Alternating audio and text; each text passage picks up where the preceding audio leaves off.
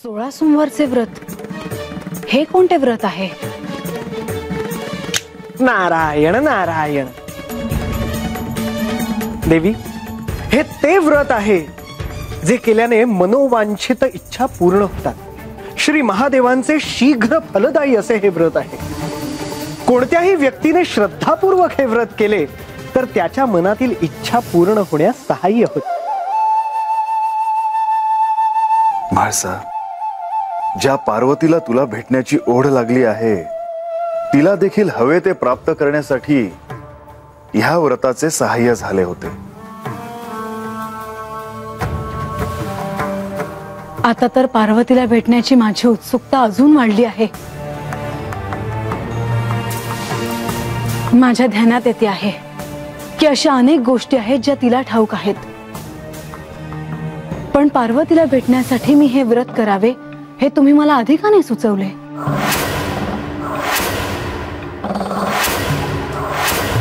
म्हाळसा, प्रत्येक गोष्ट पूर्णत्वाला येण्यासाठी एक योग्य वेळ येणे आवश्यक असते.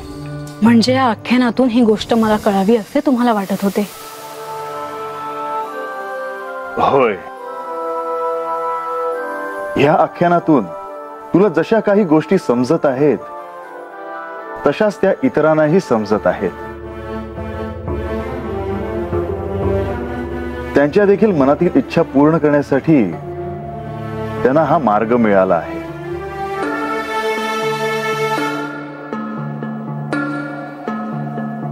तुम्हाला प्राप्त करण्यासाठी बानूने व्रत केले आहेत हे माझ्या स्मरणात आहे, पण या क्षणी हे व्रत करून मला पार्वतीला भेटता येणार आहे यात माझे समाधान आहे.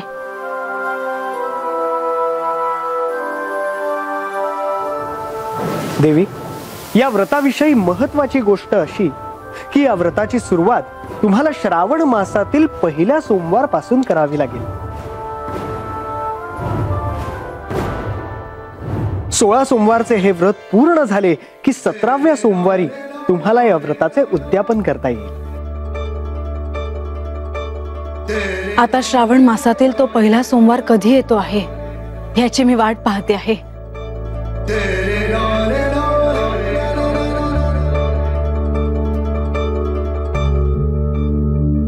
नारायण नारायण.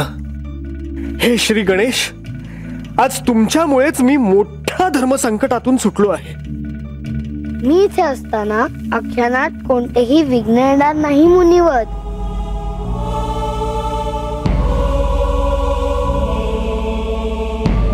भानू, ऐकलं ना व?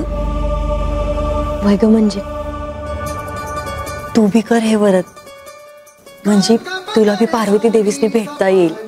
वय ग, म्हणजे मला बी आता असं वाटतंय आम्ही हे व्रत करावं, त्यासनी भेटावं, त्यांच्या संग बोलावं.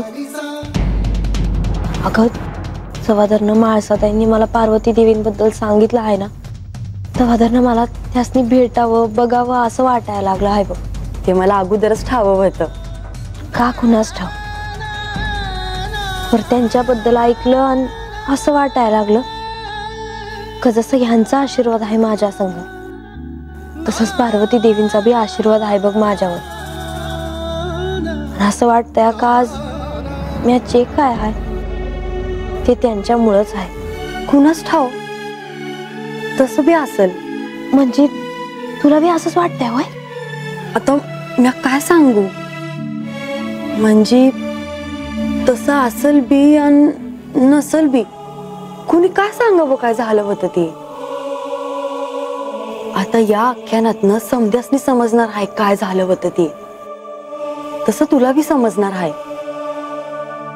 आणि कुणी सांगावं, उद्याच्याला तुला असं बी समजेल का पार्वती देवींनी तुला आशीर्वाद दिला असेल. विचारती असवय महाराजासनी? नाही नाही नको. पण म्हणजे आता मला असं वाटतंय का मी हे व्रत करावं आणि पार्वती देवीसनी भेटावं.